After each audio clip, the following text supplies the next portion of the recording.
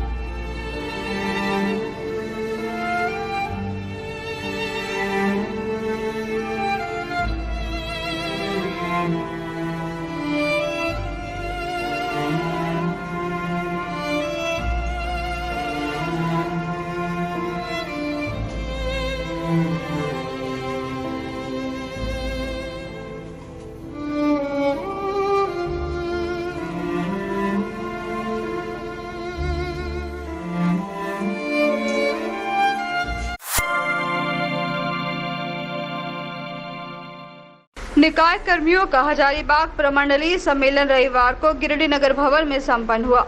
सम्मेलन की अध्यक्षता कर्मचारी नेता अशोक सिंह व संचालन कर्मचारी नेता साबिर अंसारी ने किया। इस सम्मेलन में धनबाद, हजारीबाग, चतरा, झुमरी, तिलैया, देवघर, बोकारो, गिरिडीह व साहिबगंज आदि के निकाय कर्मी मौजूद थे। सम्मेलन में उपस्थित वक्ताओं ने सरकार के खिलाफ वादा खिलाफी करने का आरोप लगाया।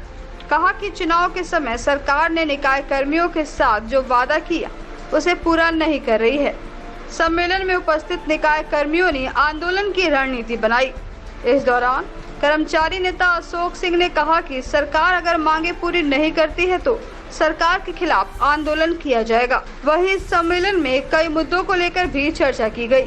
वहीं कर्मचारियों के पेंशन संबंधित आकांक्षा प्राइवेट लिमिटेड कंपनी को 18 वार्ड और 18 वार्ड नगर निगम कर्मी को देने की बात पर चर्चा की गई। सम्मेलन में नई कमेटी का विस्तार कर नई कमेटी की घोषणा भी की गई।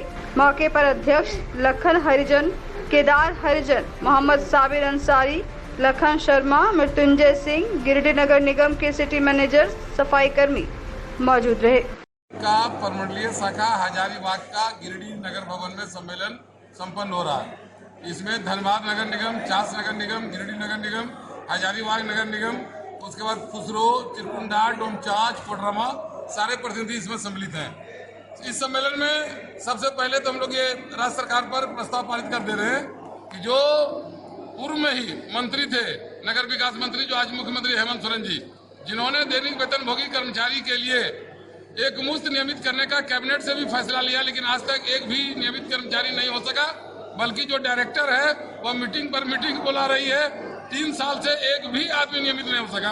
उस पर हम लोग क्षोभ प्रकट करते हैं और आंदोलन की रणनीति बना रहे हैं। दूसरी चीज, अचानक 40% कर दिया और अगले साल 20% करने जा रही सरकार। परिणाम यह होगा, जिस तरह पूर्व में नगर निकाय में 20 महीना 22 महीना वेतन नहीं मिलता था, आज वह वेतन हम लोग का लंबित हो जाएगा।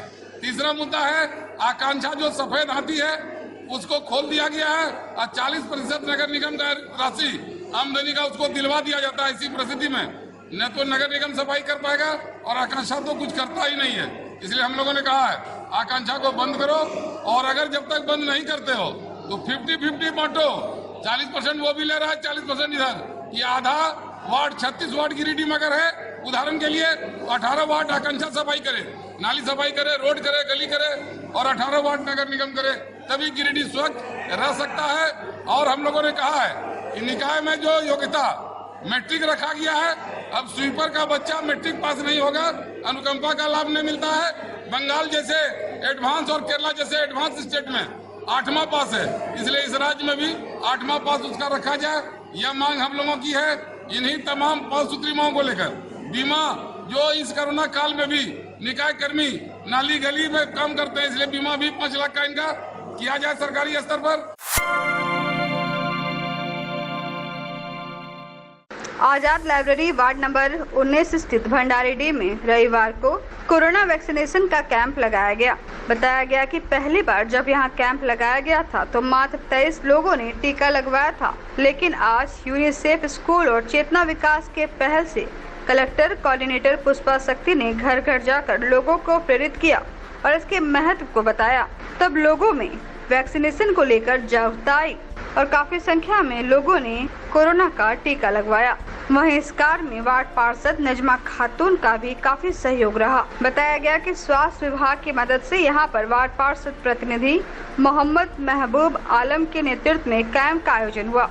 वहीं यूनिसेफ की पुष्पा शक्ति, हसन राजा, स्वास्थ्य विभाग के आलोक रंजन, एएनएम पिंकी कुमारी, रजनीश सहित काफी संख्या में लोगों का यहाँ सहयोग रहा। आज हम यहाँ आजाद लाइब्रेरी में खड़े हैं भंडारीडीह में।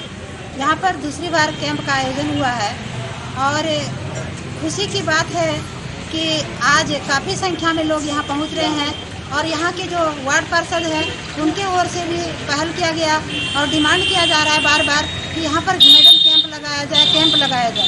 लेकिन पहली बार जब हम लोगों ने प्रयास किया था और कैंप लगाया था तो बहुत कम लोगों ने इस कैंप में हिस्सा लिया था और इस वैक्सीन को लिया था।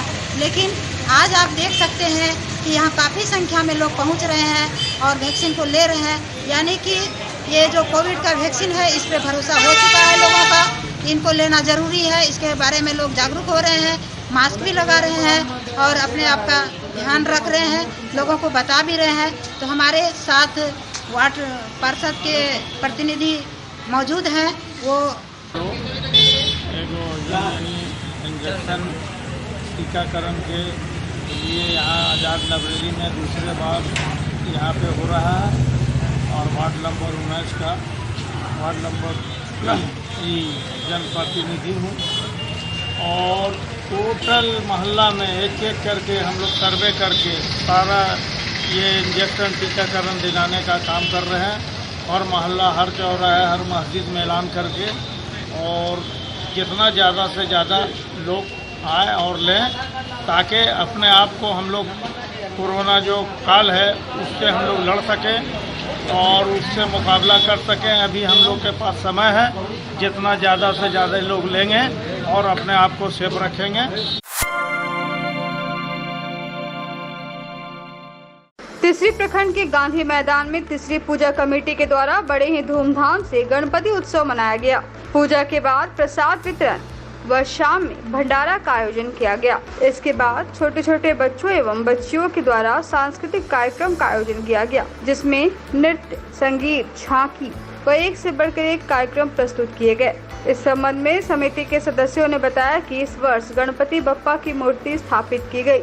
अगले वर्ष भी इसी तरह से धूमधाम से गणपति बप्पा का पूजन किया जाएगा। कार्यक्रम को सफल बनाने में राहुल यादव, प्रेम कुमार, यशवंत सिंह, प्रकाश विश्वकर्मा, रिंकू बर्नवाल, पंकज शाह, मोहन बर्नवाल, गोपाल बर्नवाल आदि का सराहनीय योगदान रहा। वहीं सांस्कृतिक कार्यक्रम में बेहतर प्रदर्शन करने वाले ऋतिक तरमकार प्रथम, पलक विश्वकर्मा द्वितीय, श्रीधर कुमार तृतीय को पुरस्कृत भी किया गया। वहीं इसके अलावा टॉप 10 में 10 बच्चों को भी पुरस्कार दिया गया। पूजा कमेटी के अध्यक्ष राहुल यादव, प्रकाश विश्वकर्मा, रंजन कुमार, रिंकू बर्नवाल, प्रेम अग्रवाल, विकास गुप्ता, किशोरी साव, सोनू हेम्ब्रम, पंकज शाह, विनोद प्रजापति व समाज सेवी इब्राहिम अंसारी सहित कई लोगों का सहयोग रहा।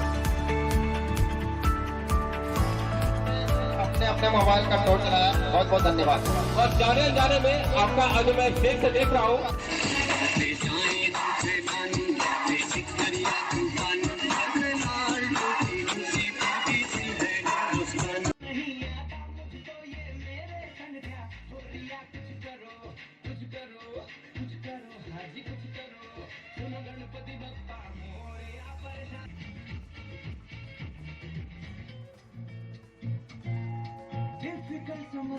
इसके बाद सांत्वना पुरस्कार के बाद कल का जो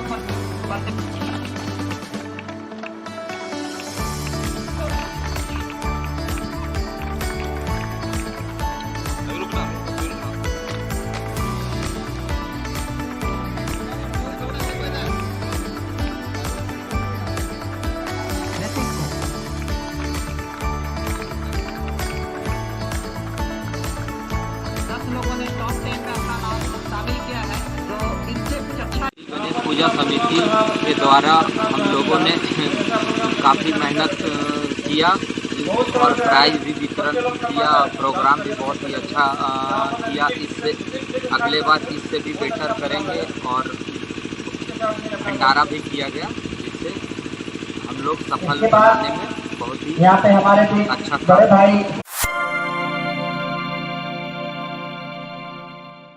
पुलिस द्वारा आंसू कार्यकर्ताओं पर बर्बरता पूर्वक लाठीचार्ज करने के विरोध में तीसरी प्रखंड के प्रखंड अध्यक्ष सहदेव यादव की अध्यक्षता में गांधी मैदान से होते हुए तीसरी चौक पर आकर मुख्यमंत्री हेमंत सोरेन का पुतला दहन किया गया।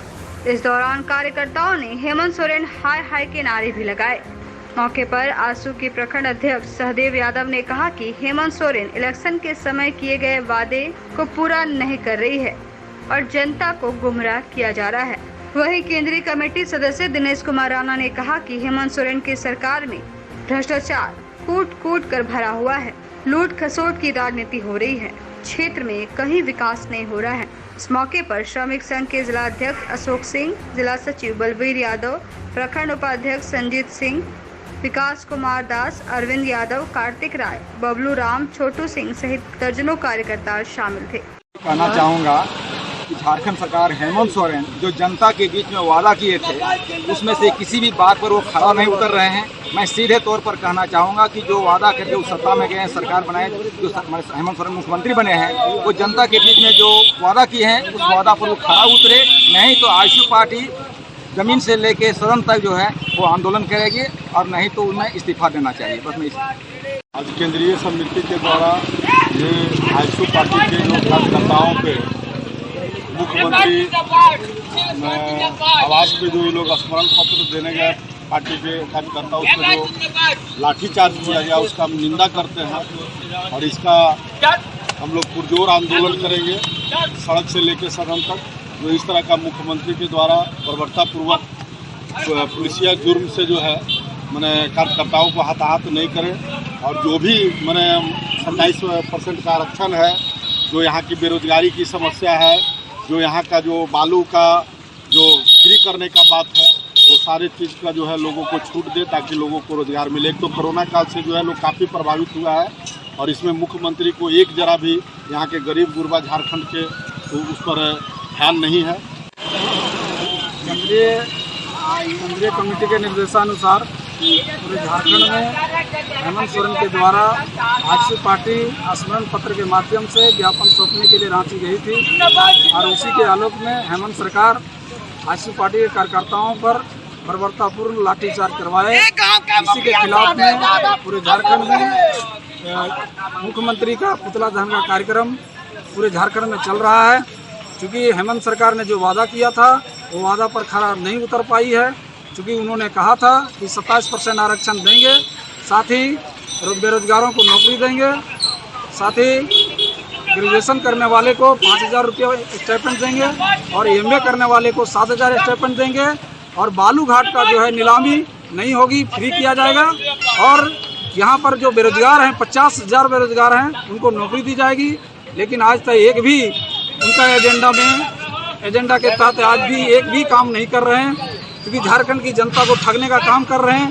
क्योंकि आप देख रहे हैं ब्लॉक में व्यापक भ्रष्टाचार है कि आप DC कार्यालय जाएं, चाहे प्रखंड कार्यालय जाएं, चाहे कहीं भी कार्यालय में जाएं, बिना पैसा का किसी का काम नहीं होता है। इसलिए आजसू पार्टी मेरे कठोर विरोध करती है। जिला क्षेत्रीय कल्याण समाज की एक बैठक मगधपुर स्थित GD जरान धर्मशाला में हुई। बैठक में समाज के लोगों के साथ समाज की मजबूती, संगठन मजबूती पर चर्चा की गई। साथ ही स्थायी समिति का गठन भी किया गया। मौके पर अपूर्व सिंह, वीर बहादुर सिंह, संजीत सिंह पप्पू, राजेंद्र प्रसाद सिंह, महेंद्र प्रताप सिंह, अशोक सिंह, सुनील सिंह, सुरेंद्र कुमार सिंह, अरविंदर सिंह, मनोज कुमार सिंह, शक्ति सिंह, शैलेंद्र कुमार सिंह, विकास सिंह सहित समाज के कई प्रबुद्ध लोग मौजूद थे। समाज के संगठन को गति देने के एक अस्थायी संचालन समिति का गठन किया जा रहा है, जो पूरे जिले में क्षत्रियों से संपर्क करके उनको संगठन से जोड़ेगी और संगठन में जो लक्ष्य सामने आएगा उसको पूरा करने के लिए प्रयास करेगी। आज का बैठक का मुख्य उद्देश्य यही है।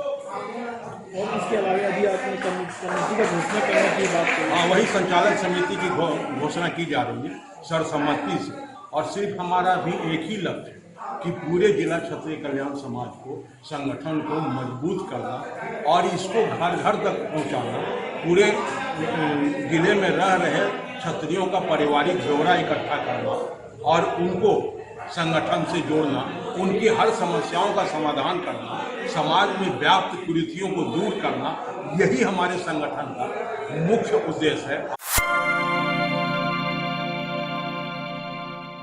झारखंड प्राथमिक शिक्षक संघ की एक बैठक शिक्षक संघ भवन अंबेडकर भवन में हुई। बैठक में झारखंड के मंत्री रामेश्वर उरांव के द्वारा दिए गए बयान कि सरकारी स्कूलों के द्वारा सही शिक्षा नीति नहीं है, उसका संघ ने विरोध किया। साथ ही निंदा करते हुए शिक्षकों ने रोष प्रकट भी किया। बैठक में कई बिंदुओं पर भी चर्चा की गई। बैठक में कई लोग मौजूद थे। शिक्षक संघ का कार्यकारिणी जिला का बैठक किए हैं, जिसमें सभी प्रखंड के अध्यक्ष, सचिव, कार्यकारिणी सदस्य, आमंत्रित सदस्य उपस्थित हैं। आज हम लोगों ने सर्वप्रथम शिक्षकों के सेवा संपुष्टि और वेतन निर्धारण 2 बिंदु पर गहनतापूर्वक निर्णय लिया है कि उसका कैंप के द्वारा वेतन निर्धारण किया जाएगा। दूसरी बात है, आज झारखंड के हमारे मंत्री श्री रामेश्वर उरांव जी द्वारा कहा गया है कि शिक्षा जो बढ़ रहा है वो निजी विद्यालय के द्वारा और सरकारी विद्यालय का उन्होंने अपमान किया है। तो वैसे मंत्री का हमारा संगठन आज इस बैठक के माध्यम से घोर निंदा करता है और उनको वक्तव्य लेने के लिए मांग करता है। अगर उन्होंने इसके लिए माफी नहीं मांगा तो हमारा संगठन इसके लिए राज्य स्तर पर पुरजोर आंदोलन करेगा और उनको खेद व्यक्त करने के लिए बाध्य करेगा। जिला कार्यकारिणी की बैठक संघ भवन में रखा गया है। शिक्षकों की विभिन्न समस्याओं को लेकर के, साथ ही कोविड-19 में हमारे शिक्षक ने बहुत बेहतरीन प्रदर्शन किया है, कार्य किया है, उसके धन्यवाद देने के लिए भी हम लोगों ने संगठन का यहाँ बैठक किया है। और साथ ही जो यहाँ पर हम लोगों का जो ग्रेड 1 की योगदान तिथि से बात है देने की, उसके संबंध में हम लोगों ने निर्णय लिया है। और पुष्टिकरण के संबंध में भी हम लोगों ने अपना निर्णय लिया। बहुत से शिक्षकों के साथ में पता चल रहा है कि यहाँ यौन शोषण करने के लिए लोग लगे हुए हैं, उनके लिए हम लोगों ने निर्णय लिया कि झारखंड प्राथमिक शिक्षक संघ भवन में ला करके सर्विस बुक अपना सत्यापन करके यहाँ जमा करें, ताकि आगे हम लोग पदाधिकारी से सत्यापन पर जो है सो कार्य कर सके। साथ ही जो हमारे झारखंड के वित्त मंत्री माननीय उरांव जी के द्वारा निजी विद्यालयों को जो ज्यादा प्रोत्साहन दिया गया और सरकारी विद्यालयों के साथ में घोर निंदा किया गया, संगठन हमारा काफी निंदा करता है।